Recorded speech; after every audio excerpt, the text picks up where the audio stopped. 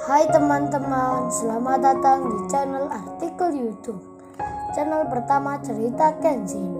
Kali ini admin upload lagi ya. Terima kasih.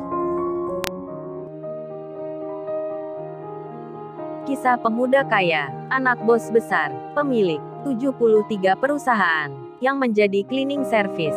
Episode 345. Kenshin yang ditemui Kaori. Di saat ia bekerja, lagi bersih-bersih, di halaman kantor belakang.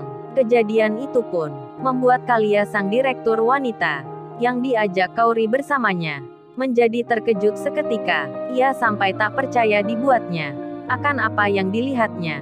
Kaori seorang wanita cantik, manajer perusahaan yang penting, memanggil sayang ke cleaning service. Hal itu pun sangat mengejutkan bagi Kalia yang melihatnya. Padahal ia sebelumnya tadi sempat menyangka cowoknya Kaori pekerja kantoran, punya jabatan yang tinggi.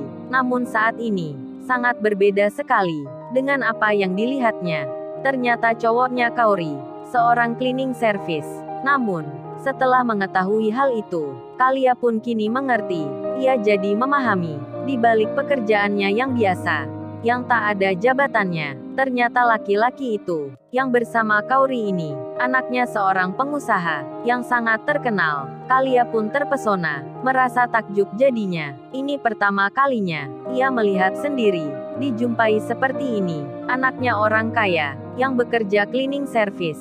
Kalia pun berbisik di hati tentang Kenshin di depannya. Kemudian, Kaori sendiri. Setelah bicara dengan Kenshin, Kaori pun menghampiri Kalia, yang masih ada di situ. Kaori pun berkata, "Oh ya Mbak Kalia, kalau gitu kita kembali ke kantor ya. Sekalian kita bicara di sana tentang kerjasama yang kemarin." Kalia pun menjawabnya, "Iya Mbak Kaori, nggak apa. Tapi apa masalah mbaknya ini? Sudah selesai ya?" Kaori menyahutnya, "Oh sudah Mbak Kalia, makasih ya sudah membantu." Kemudian Kaori bicara, ia memanggil Kenshin di depannya. "Sai, kamu sini bentar, kenalin nih mitra kerjaku. Namanya Mbak Kalia, dia seorang direktur Sai." Mendengar hal itu, Kenshin pun menghampiri, sambil membawa alat kebersihan. Kenshin kemudian menyapa, "Salam kenal ya Mbak, maaf ya sebelumnya, saya nggak berjabat tangan. Soalnya tangan saya ini masih kotor. Ini saja baru membersihkan jalan." Kalia tersenyum mendengarnya. Ia pun menjawabnya, "Oh ya nggak apa Mas.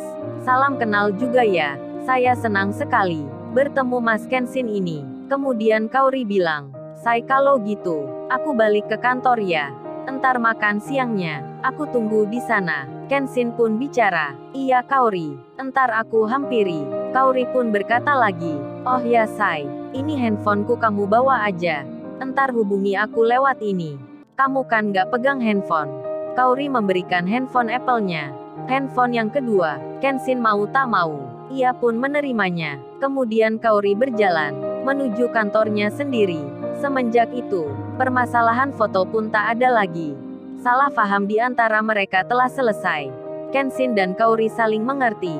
Di lain tempat, Yudis sendiri kini masih mengira bahwa usahanya telah berhasil. Musuhnya itu patah hati, sedang frustasi, tak jadi menikah, akibat dikhianati oleh ceweknya sendiri. Tak cukup dengan hal tersebut, Yudis pun berencana lagi akan mengirim foto kedua, fotonya Kenshin dan Rena, yang tak lain ceweknya sendiri. Kali ini, Yudis berniat membuat Kaori menjadi cemburu pula, menjadi marah juga. Ia ingin membuat lagi hubungan Kaori dan Kenshin semakin menjauh. Yudis seperti orang gila, balas dendamnya belum puas. Dan di waktu siang ini, ia akan melakukannya, mengirimkan langsung ke Kaori. Yudis itu sudah mengetahui nomornya, karena kemarin sempat bertanya pada Kalia, yang tak lain direktur wanita itu. Kalia pun sendiri, di waktu ini pula, masih bersama Kaori, berada di kantornya. Saat menjelang jam istirahat, Yudis mulai mengirimkan foto tersebut. Foto Kenshin dan Rena, yang di dekat Lamborghini, di rumahnya Rena sendiri. Foto itu pun diberikan ke nomornya Kaori, dan Kaori pun melihat pesan yang masuk ke handphonenya. Ada pemberitahuan di WhatsApp-nya. Setelah ia buka, sempat terkejut dirinya. Foto Kenshin bersama Rena, lagi tersenyum berdua, nampak dekat sekali. Kaori pun cemburu melihatnya. Diperhatikan agak lama, ada pula foto lainnya. Kaori melihat lagi, Kenshin yang duduk bersama, di mobil Lamborghini, bersama si Rena. Jadinya, saat melihat hal itu, Kaori terbawa perasaan. Ia merasa cemburu sekali. Namun, karena baru saja tadi bicara dengan Kenshin yang telah mengerti akan dirinya, Kaori pun kini sama menyadari hal itu.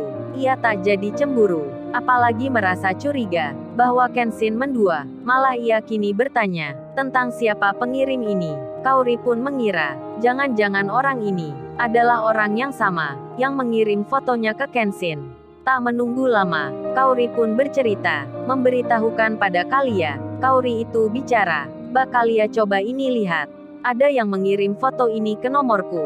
Saya jadi curiga, jangan-jangan ini Yudis."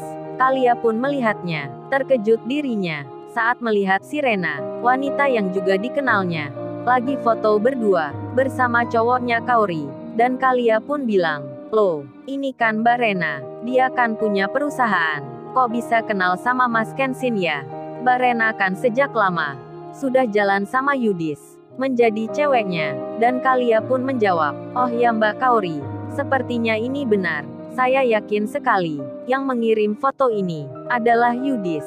Kemarin dia tanya ke aku tentang nomornya Mbak Kaori. Jadi mbaknya hati-hati saja. Jangan mudah terbawa emosi. Yudis mungkin ingin membuat hubungannya Mbak Kaori dengan Mas Kenshin itu menjadi tak baik." Kaori pun mengerti. Ia jadi memahami. Dan segera saja, Kaori menelpon Kenshin untuk mengajak makan bersama. Namun setelah dicoba berkali-kali, handphonenya tak bisa dihubungi. Kenshin tak juga mengangkatnya. Kaori pun bicara pada Kalia, "Mbak Kalia, tunggu sini ya. Saya mau mencari Kenshin sebentar." Kalia pun mengiyakan. Setelah Kaori keluar, datanglah beberapa pekerja, laki-laki dan wanita, office boy yang mengantar makanan yang diberikan pada Kalia, dan juga para pegawai di situ. Setelah office boy tersebut menaruh makanan di meja, Kalia pun bertanya pada salah satunya, "Oh ya, masnya sudah lama kerja di sini ya?" Office boy itu menjawab, "Oh, saya sudah lama Mbak kerja di sini. Hampir 5 tahun lamanya." Kalia bertanya lagi, "Wah, sudah lama ya? Berarti senang ya dengan kerjanya?" Office boy itu menjawabnya, "Oh ini Mbak, kalau ditanya itu, semua pegawai seperti saya pasti akan bilang Mbak, sangat senang sekali kerja di tempat ini.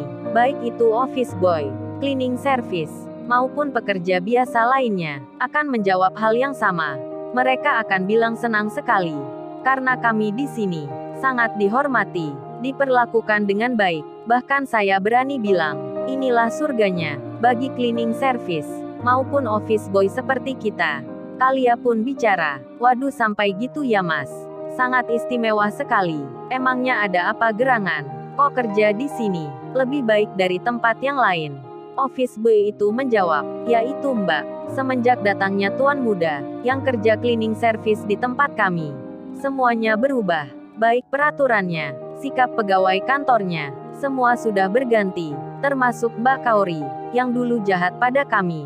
Kini malah sayang sekali. Semenjak Mbak Kaori itu mengenal tuan muda, Mbak Kaori yang sekarang, orangnya baik sekali."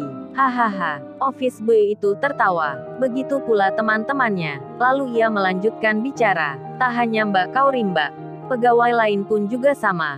Sekarang baik semua." Mendengar hal tersebut, ucapan office boy itu, Kalia pun jadi mengerti mengapa Rena, ceweknya Yudis, yang dulu gengsinya tinggi, hidupnya glamor sekali. Banyak temannya yang berkata, kini Rena berubah semenjak mengenal seseorang. Ternyata ini maksudnya. Dia berteman pula dengan cowoknya Mbak Kaori, yang bernama Kenshin. Kemudian, pekerja office boy itu keluar, meninggalkan tempat tersebut. Kalia pun masih menunggu. Setelah beberapa saat, pintu itu terbuka. Kenshin malah yang datang. Kalia pun terkejut. Kenshin lalu bertanya, "Oh ya Mbak, Kaori ada di mana ya?" Kalia menjawabnya, "Loh, Mbak Kaori tadi mencari masnya." Dan tiba-tiba saja, Kaori di belakang Kenshin. Kaori pun bertanya, Dari mana aja, Sai? Aku cari nggak ketemu. Aku telepon nggak bisa. Kenshin menjawabnya. Oh, ini Kaori. Aku barusan mandi. Kan bajuku kotor semua. Dan Kaori mengerti. Lalu Kenshin diajak makan. Di sela itu Kaori bicara. Oh ya, Sai.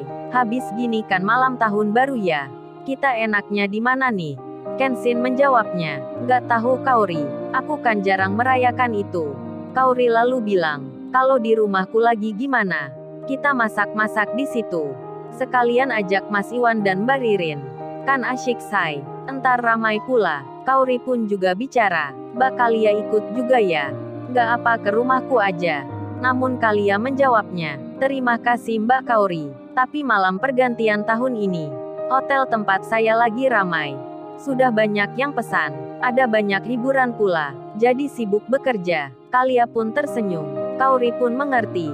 Kemudian Kaori, ia membuka handphonenya, dibuka WhatsApp-nya. Lalu ia berkata, Saya aku mau tanya, kamu jawab jujur ya, ini foto kamu apa bukan? Kaori menunjukkan fotonya Kenshin, yang bersama Rena. Saat melihat itu, Kenshin kaget jadinya, wajahnya pucat tiba-tiba. Lalu, bagaimana kisah selanjutnya? Subscribe channel ini, untuk episode berikutnya. Terima kasih. Jangan lupa ya guys, untuk kelanjutan ceritanya ada di channel Ke YouTube. Jangan lupa subscribe ya guys. Dan tekan notifikasinya